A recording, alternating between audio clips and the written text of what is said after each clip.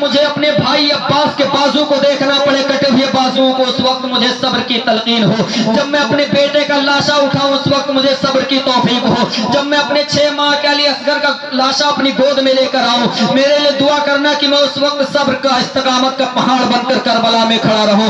اے میری والدہ کرب و بلا میں امتحان کے لیے میرے لیے صبر کی دعا کرنا اور رب کی بارگاہ میں دعا کرنا کہ میں اس امتحان میں کامیاب ہو جاؤں۔ آپ میرے ملت کے نوجوانوں میں آپ سے ایک سوال پوچھنا چاہتا ہوں، یہاں پر اتنے لوگ موجود ہیں، اگر آپ کو یہ بتا دیا جائے کہ اگر اتنی ٹائم آپ متھرا بازار جاؤ گے تو آپ جان سے مار دیے جاؤ گے، آپ کو قتل کر دیا جائے گا، شہید کر دیا جائے گا، آپ کو گولی مار دی جائے گی، قسم خدا کی یہاں جتنے لوگ بیٹھے ہیں کسی کی ماں نے اتنا دودھ نہیں پلایا ہے کہ وہ چلا جائے، موت کے ڈر سے کوئی نہیں جائے گا، مجھے یقین ہے کوئی نہیں جائے گا۔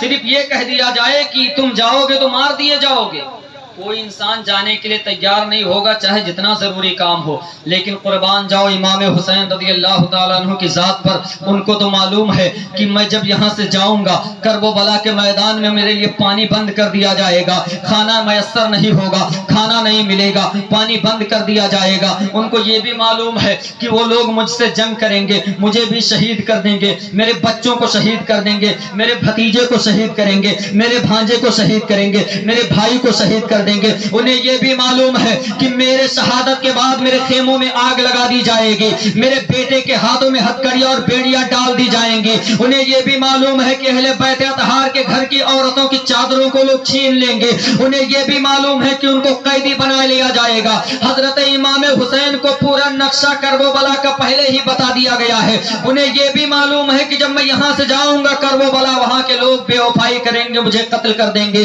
لیکن امام حسین رضی اللہ تعالیٰ عنہ کی ہمت کو سلام، آپ کے استقامت کو سلام۔ حضرت امام حسین سب کچھ جانتے ہوئے بھی کرب و بلا کی طرف روانہ ہو رہے ہیں۔ تبھی تو شاعر کہتا ہے جو دہکتی ریت کے بستر پہ سویا وہ حسین، جس نے اپنے خون سے دنیا کو دھویا وہ حسین، مرتبہ اسلام کا جس نے دو بالا کر دیا، خون نے جس کے دو عالم میں اجالا کر دیا، اور جو جمع بیٹے کی میت پر نہ رویا وہ حسین، جس نے سب کچھ کھو کے بھی کچھ بھی نہ کھویا وہ حسین۔ حضرات محترم، حضرت امام حسین رضی اللہ تعالیٰ عنہ اپنی والدہ کی قبر انور سے لپٹ جاتے ہیں اور اپنی والدہ محترمہ کی بارگاہ میں یوں عرض کرتے ہیں، اے میری والدہ میرے لیے صبر کی دعا کرنا، میرے لیے صبر کی دعا کرنا۔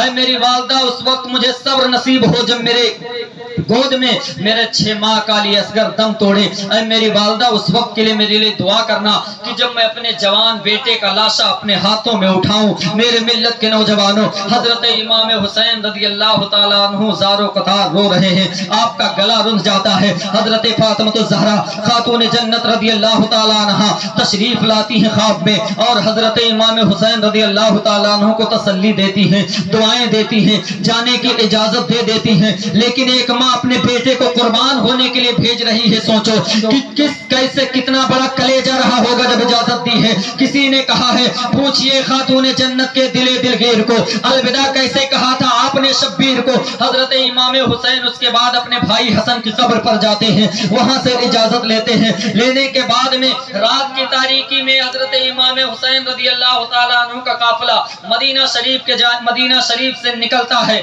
اور روانہ ہو جاتا ہے۔ تاریخوں میں بتایا جاتا ہے، اس کے لیے کئی روایتیں ہیں۔ کسی نے 135 کی تعداد لکھی ہے، کسی نے 96 یا 95 کی تعداد لکھی ہے، کسی نے 82 کی تعداد لکھی ہے، لیکن جو شہید ہونے والے افراد تھے ان کی تعداد 72 تھی۔ حضرت امام حسین رضی اللہ تعالی عنہ کا یہ قافلہ مدینہ شریف سے نکلتا ہے، چلتے چلتے یہ مکہ شریف میں پہنچا۔ شعبان المعظم کی 4 یا 5 تاریخ کو یہ قافلہ مکہ میں پہنچا۔ پہنچنے کے بعد میں وہاں کے لوگوں کو ساری باتیں بتائی گئیں، اور اس کے بعد وہاں کوفے والوں کے خط آنا شروع ہو جاتے ہیں، ان کے خطوط آنا شروع ہوتے ہیں۔ اے میرے امام پاک، آپ یہاں تشریف لے آئے، ہم آپ کے ہاتھ پر بیعت کرنا چاہتے ہیں، ہم یزید کی بیعت نہیں قبول کریں گے، ہم آپ کے ہاتھ پہ بیعت کرنا چاہتے ہیں۔ تاریخ بتاتی ہے، علماء بیان کرتے ہیں، تقریباً 150 خط امام پاک کی بارگاہ میں آئے۔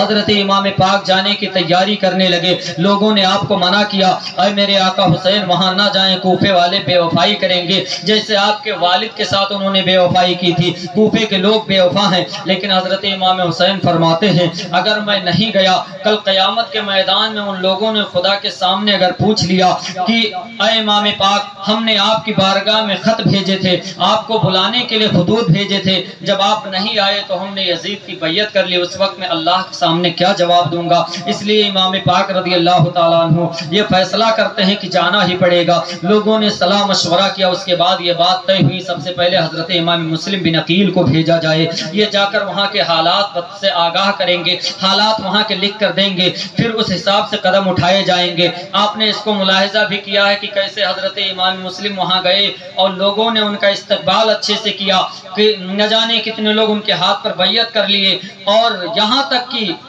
उनके नाम पे अपनी जान कुर्बान करने के लिए तैयार हो गए। लेकिन इब्ने ज़ियाद की एक धमकी में वो सब के सब लापता और गायब हो गए। वहां से सबने इमाम मुस्लिम बिन अकील का साथ छोड़ दिया। वो कूफे वाले कि जब नमाज की नीयत बांधी तो पूरी मस्जिद भरी हुई थी, और जब सलाम फेरा तो सिर्फ चंद लोग मौजूद थे। इस तरीके से बेवफाई करके वो चले गए। तो हजरात, उसके बाद जब हजरत इमाम मुस्लिम कूफा में आए, हालात देखा बहुत साजगार हैं। आपने ख़त लिखा इमाम पाक की बारगाह में, मेरे आका इमाम आप तशरीफ़ ले आए, माहौल अच्छा है, लोग बहुत अच्छे से इस्तकबाल किए और लोग ज़ौक़ दर ज़ौक़ बैयत करते जा रहे हैं, मेरे इमाम पाक आप तशरीफ़ ले आए। उधर ख़त इमाम पाक की बारगाह की तरफ बारगाह में पहुँचा, इधर हज़रत इमाम मुस्लिम के साथ कूफे वालों ने बेवफाई की और आपको शहीद करवा दिया गया, आप शहीद हो जाते हैं। अब हज़रत इमाम हुसैन रज़ी अल्लाह ताला अन्हु जब वहाँ से चले तो हज का टाइम करीब था, हज का महीना आ गया था।